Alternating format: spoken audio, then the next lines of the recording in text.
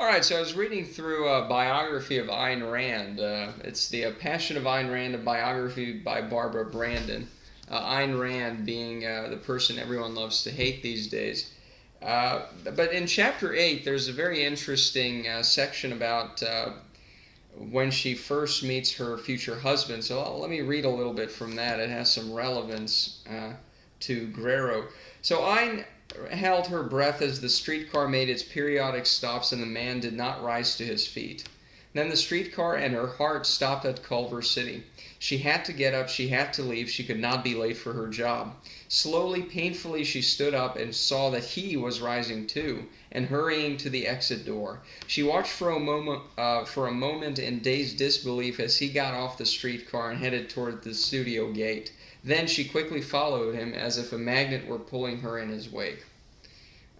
He was magnificent, she would recall, describing his appearance decades later, as if her wondering eyes were still seeing him. So basically, her future husband got off at the same stop, and they worked at the same place as extras in a movie. She worked in Hollywood for a while. I spent the next 3 days just staring at him on the huge crowded set. By the fourth day, I decided what to do. They were filming a big street scene, blah, blah, blah. Each time I watched very carefully to see where he went. He had a special routine to follow and a specific pattern of action, since he was a bit player. After I had my plan all calculated, they began shooting the scene again. I walked toward him, stepped directly into the path I knew he had to follow, and stuck my foot out. He stumbled and almost fell. He apologized and we began talking. I don't know to this day what he said. All I really heard was that his name was Frank O'Connor. So anyway, so the point is that there's a kind of there's this kind of a longing. She notices a guy she likes, and she doesn't know how to talk to him. So of course she ends up tripping him, and that's how they began talking. And there was a similar thing that happened to me, although of course it didn't have a very happy ending at all. It didn't have much of an ending, as these things often don't. But I was traveling to Europe, and I had a transfer stopover in Amsterdam. And I noticed that there was a guy on the plane from Amsterdam to another city. He was wearing a checkered fedora hat, and I kind of liked him. He looked kind of nice, and I was like, oh, I'm going to ask him out. I'm going to talk to him. And of course, I have no balls, so I did not. And, it just felt kind of crap, like, what would I say? And I'm like, oh, well, the next time I see somebody that I like, I'm going to go talk to him, right? And, I come back, I go back to Amsterdam, and then I go back to the U.S., but on my way back from another city to Amsterdam, the same guy was on the plane back. What are the odds, right? And, of course, again, since I have no balls, I did not talk to him. I felt kind of like, I didn't sleep very well the night before, so I was like, am I hallucinating? Am I making this up? But no, it was the same guy, and I had the same lack of balls as before. And this was out of high school. This was a couple of years out of high school, in fact. Maybe 4 years out of high school. I quit college, I started a business, and I had finally gotten to the point where I wanted a relationship. I had the time for it. I was kind of ready for it. And I was like, so how am I going to find anybody? What am I, there was always this problem, because in the gay world, it's like, well, you can just talk to anybody and they're gay and you can hit it off. But never quite like that. I never quite fit in there. I was in this kind of neither world, where I definitely wasn't straight, but the whole gay world seemed a little off. So anyways, I didn't know what to say to the guy. I felt kind of like a ghost wandering through the whole world, because I didn't know what to say. Now, with Grero, it's not like this problem has been solved. The numbers problem still exists. So I talked about this in the book, but like right now, if you're a guy and you're looking for a girl, half the population is girls. Now, all of that whittles down, and there might only be 1 in 100 or 1 in 1,000 girls that you like, but you start from a big number. Half the people are women. Well, I kind of start with those bad numbers to begin, like 1 in 100 or 1 in 1,000, and it doesn't even get to whittle down. It just nothing really happens, you see. So where am I going with this? Let's see. Well, yeah, I mean, that's basically what I wanted to just say is there's, it's hard enough in the straight world, it's hard enough in the gay world. There's all this longing, this kind of alienation, but at least you can kind of meet somebody. With this, I had to write a book. I had to at least put my thoughts down on paper, and it's just been tough, and I guess that's it. I just wanted to, I guess, bitch and complain, I suppose, and just give this story. So I think that's it. So I think you've just seen the video from November 2013. I was thinking, I'm gonna, what do you call it, play it and do a picture-in-picture thing. We're pretty cool with that now, screenshots and videos of the phone. But anyway, so I think I'm just going to do a voice recording. I'm back at the lake again. It's a lot of fun out here. It's like 80 degrees today. It's a little chillier at night. But I will include a picture I took. There's this log sticking out of the lake. Yeah, so that's what you're seeing. Anyways, so 7 fucking miserable years later, the same fucking problem. A little bit more hair. At least it grows out still a little bit. But it's the same fucking thing. It's the same fucking thing, isn't it? So, I don't know what to say. It's the same fucking thing, isn't it? And I'm thinking, if for the last 7 years I had done a video every day and just inched closer to what I wanted to talk about, boy. Yeah, I think we'd have a pretty good library of things, That's what, 7 times 300 something. Oh boy, math show here again. That's what, 2,000, well over 2,000 days. And it's just been this 7-year miserable plateau. 2012, 2013, that's when I kind of quit the old business, and I've been kind of floundering ever since. It's been a very comfortable plateau, a very comfortable floundering. I did pretty well, and, I don't... But it's just been this plateau, this freeze of nothing that terrible has happened to me. Nothing that great, And I've just been kind of silent about everything. And part of it is, again, it's been the recognition that what I never wanted to figure out. Yesterday, was it yesterday we talked about the, what was the Danube poem? Yeah, I mean, the poem was, I look around and I see, I just don't see anything, I don't see anybody that I can kind of relate to. That was the whole Danube incident, the poem I read a couple of days ago. And, yeah, that's kind of it. I've tried, where do you go? Where do you go with this stuff? And you can't. But now I think, now I think I've put this out there. I'm a little more comfortable speaking about it. And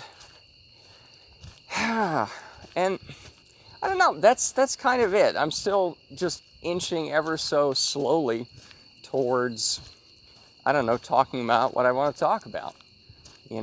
I just don't really, it's been impossible to find people who I can relate to.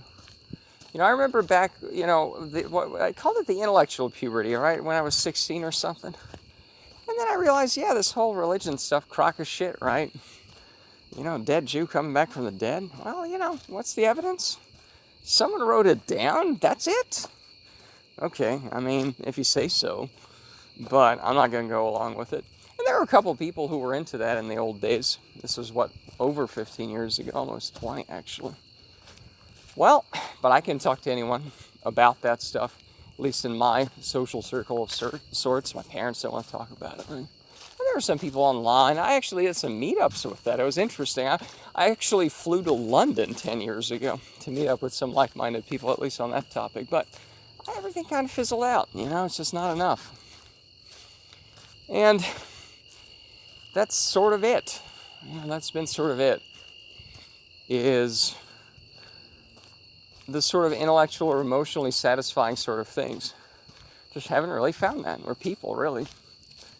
I guess that's it, you know. And that's been the biggest sort of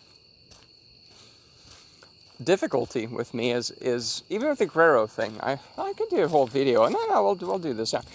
With the Grero thing, it was a very indirect way of saying, all right, so I kind of want, you know, more masculine guys that don't exactly fit in with the straight stuff. It's kind of boring. I kind of don't fit in with, you know, with the gay stuff, straight, so I don't fit in there. But it wasn't the same sex stuff, you know. It was, even with Grero, it wasn't, let's see. You know, I always imagine I'm a lot more coherent, and then I turn this on, and it's like, duh. Anyways. But Grero, originally, that I wrote it, it was somewhat of an indirect way of saying, hey, you know, boy, am I going to have to edit this? I don't know. I wrote Grero thinking I could find some like-minded people and then talk about the sort of things like the Danube incident, like what I talked about, the whole atheism stuff or religion. People who just, I don't know, just don't go along with the everyday nonsense, right? Just the usual, just the people who are intellectually kind of curious. That's it, there we go. But even then I can be honest about that, right? Because again, I'm honest about it now. It's like, well, again, as I've said before, you know, come join me in my misery. You know, this isn't exactly a very fulfilling life, right? So, but that's what it is. And that's the sort of difficulty I had accepting is, yeah, there's nowhere to go. You know, there's nowhere to go. And I guess I just kind of have to talk every day, and maybe at some point, you know, I can take the dicks out of my mouth and something coherent rolls out. I don't know, right? That sort of thing. And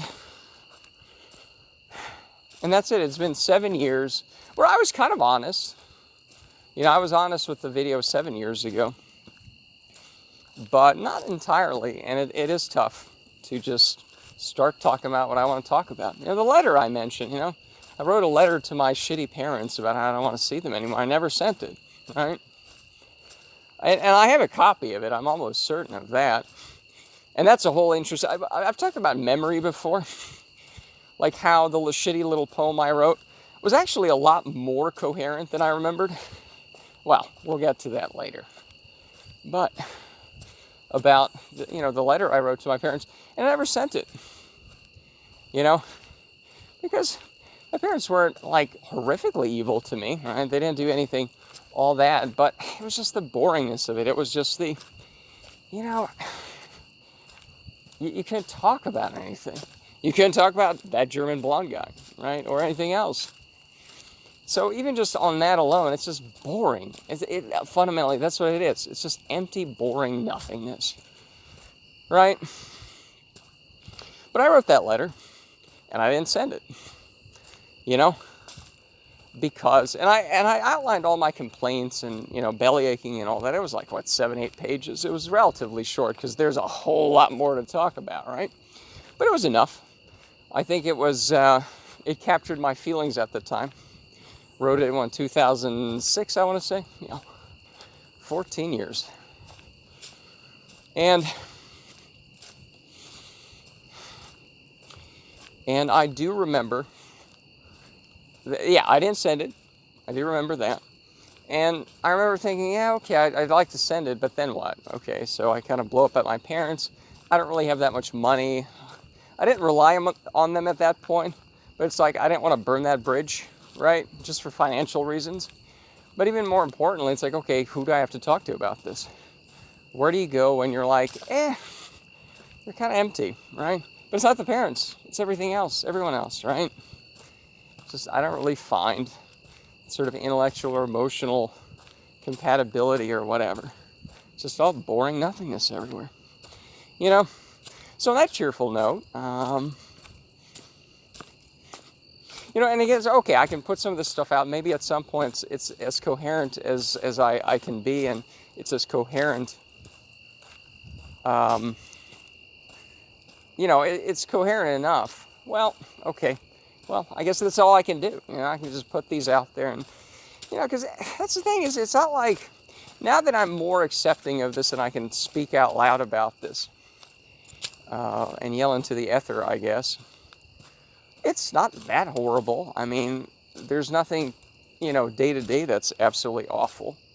I do feel that despair and anxiety, suicidality even. But in some ways, those are like, get off your ass and fucking say this stuff then. Now that I say it, today's a decent day. I can talk about these issues somewhat, think about them, and I'm not actually feeling that much worse, you know? There's a kind of acceptance to it. And hopefully, that sort of acceptance gets me to talk about it more. And hey, at some point we're gonna read that. That's gonna be a good one, because it's a long letter, and I have lots of things to talk about. There's actually 2 letters. You know, the coherence issue was, well, we'll talk about that later. But anyways, that's it. You know, let me turn this off. Yeah, screen lock is on here, and yeah, that's it. So, yeah.